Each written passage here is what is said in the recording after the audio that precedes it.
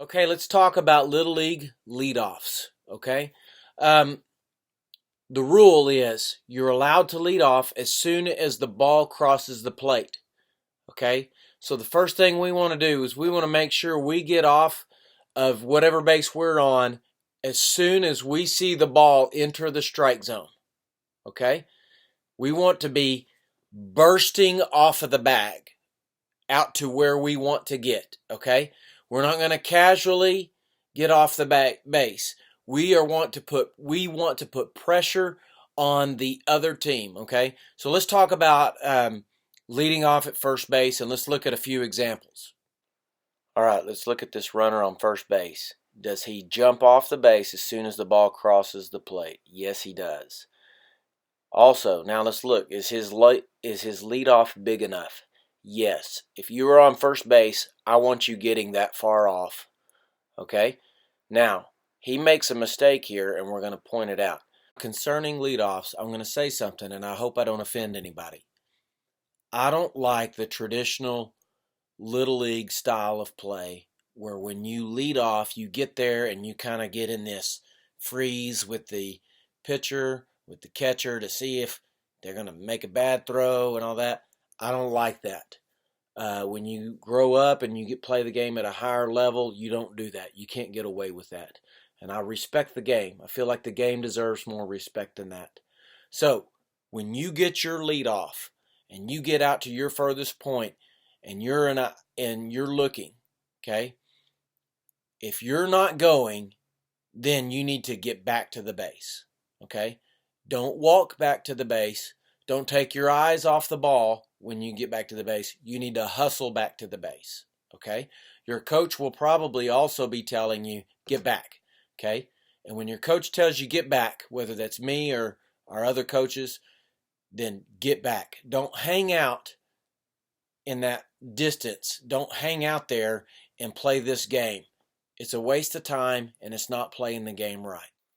Okay, in this example, we did not give the steal sign to the runner. Okay, so he's not going.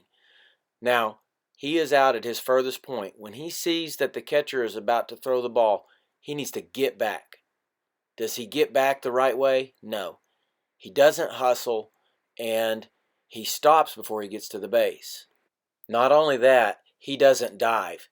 You're supposed to dive head first back to the base from which you came. Okay, let's see what he does in this clip. Ball crosses the plate, he jumps off, gets a good lead, and he gets back. That's the right way to do it.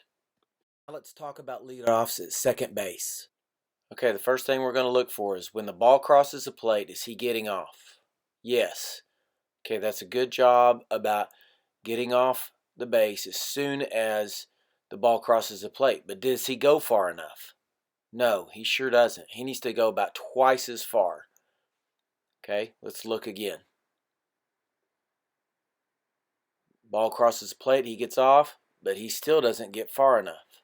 Okay, I want you to think about something.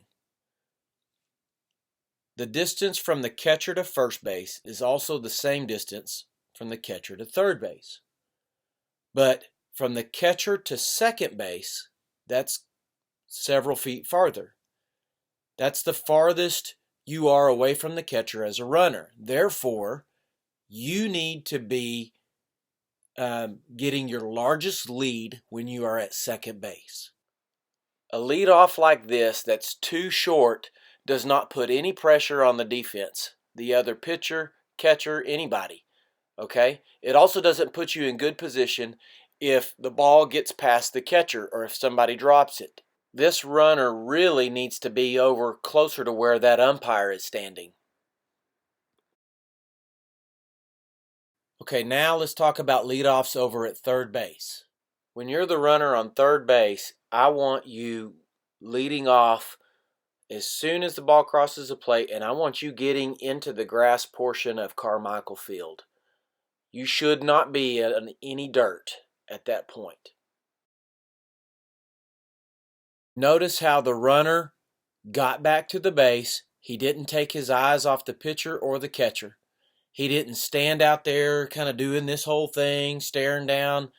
None of that stuff. That's not the right way to play the game. You put the pressure on the defense. You let them know you're getting far down the line, and then you get back safely. I've seen several kids thrown out because they were out there goofing off and they got caught flat-footed and got beat by a throwback. Okay, so we're going to put the pressure on the other team, but if we're not stealing, we're getting back to the base. Thank you for watching my video on leadoffs. Leadoffs are a little thing, but they're important, and we want to be good at the little things. These are fundamental things in baseball, and we want to be good at them. We want to be the best leadoff team, better than any other team in the league. Okay? So I need you to pay attention, and I need you to make sure that you make this part of your base running skill set of getting excellent leadoffs and knowing when to put pressure and when to be smart. Okay? We'll talk about in another video the reasons why it's important to get such a big leadoff in certain places and certain times. Okay? But for now, let's get good at this.